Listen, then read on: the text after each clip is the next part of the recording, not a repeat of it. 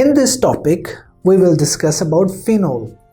अब फिनोल हमने देखा कि वाटर से बहुत रिजेंबल करती है, अल्कोहल एंड ईथर से भी बहुत रिजेंबल करती है। तो हम अगेन स्ट्रक्चर बना लेते हैं वाटर का, जहाँ पे हमारे पास ऑक्सीजन के एक तरफ H दूसरी तरफ H है। अल्कोहल्स को हमने स्टडी किया जहाँ पे हमारे पास एक तरफ अल्काइल फिर दूसरी तरफ हाइड्रोजन है।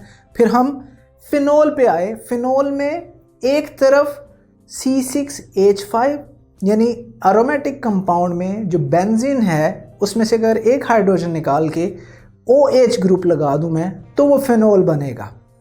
जिसे और अगर मैं किसी बेंजीन में से हाइड्रोजन निकाल दूं तो वो बनेगा बेंजाइल।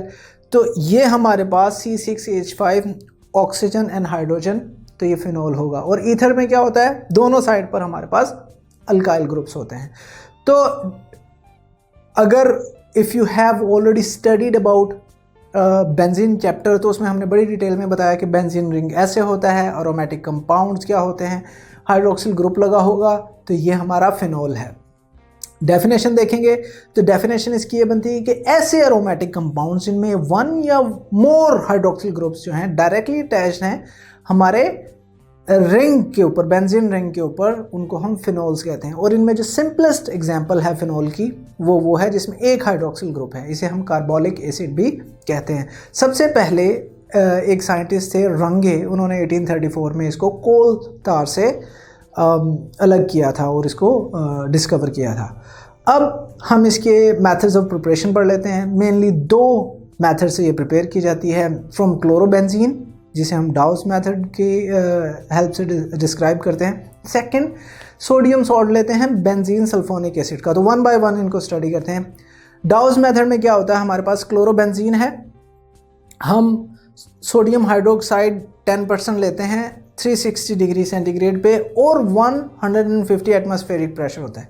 जो प्रोडक्ट हमारे पास बनती है वो बनती है सोडियम फेनॉक्साइड, यानी फिनोल में H अगर निकाल दें तो जो बनेगा वो फेनॉक्साइड बनेगा। चूँकि यहाँ पे सोडियम है तो सोडियम फेनॉक्साइड है। इसको जैसे ही हम HCl से ट्रीट करवाते हैं तो HCl वाला जो Cl है वो सोडियम के साथ अट्रैक्ट होके NaCl बना देगा और H जाके उसको रिप्लेस कर देगा और OH बन जाएगा। इस तरह हमारे पास फिनोल बन जाएगी।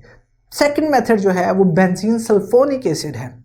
सल्फोनिक एसिड आपको याद होगा 9th चैप्टर से, बेंजीन के अगर ऊपर हम SO3H लगा दें तो वो बेंजीन सल्फोनिक एसिड होता है। यहाँ पे हमारे पास H की बजाय Na लगाया हुआ है, तो ये सोडियम सॉल्ट है किसका, बेंजीन सल्फोनिक एसिड का। तो हम अगेन सोडियम हाइड्रोक्साइड के साथ इसको रिएक्ट करवाएंगे, सोडियम फेनॉक्साइड बनेगा। इस सोडियम फेनॉक्साइड को अगेन हम HCl से रिएक्ट करवाएंगे या ट्रीट करेंगे तो Cl जो है वो Na को अट्रैक्ट करेगा, NaCl बन जाएगा, H जाके उसे रिप्लेस कर देगा और हमारे पास फिनोल बन जाएगी। फिजिकल प्रॉपर्टीज़ को डिस्कस कर लेते हैं। तो ये कलरलेस क्रिस्टलाइन रिलिक्वेसेंट सॉलिड है। बड़ी करेक्टरिस्टिक फिनोलिक इसकी स्मेल होती है, ऑर्डर होती है, ठीक है। मेल्टिंग पॉइंट 41 डिग्री सेंटीग्रेड है, बॉइलिंग पॉइंट 182 डिग्री सेंटीग्रेड है।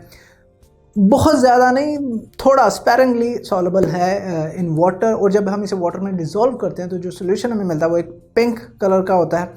रूम टेम्परेचर पे तो ये स्पेरिंगली यानी थोड़ा सॉल्युबल है, लेकिन अगर हम टेम्परेचर रूम टेम्परेचर से बढ़ा के 68.5 तक कर दें तो ये कंप्लीटली सॉल्युबल हो जाता है वाटर के अंदर।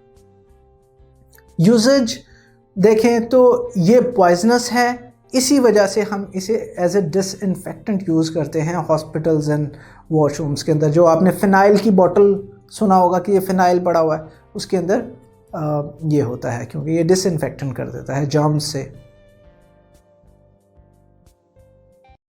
अगर आप ये लेक्चर कंप्लीट देखना चाहते हैं और उसके साथ साथ हज़ारों MCQs और उनकी एक्सप्लेनेशंस चाहते हैं तो अभी कृपया गूगल प्ले स्टोर पे जाइए और डाउनलोड कीजिए ऐप हिप्पो ई-लर्निंग प्रोग्राम।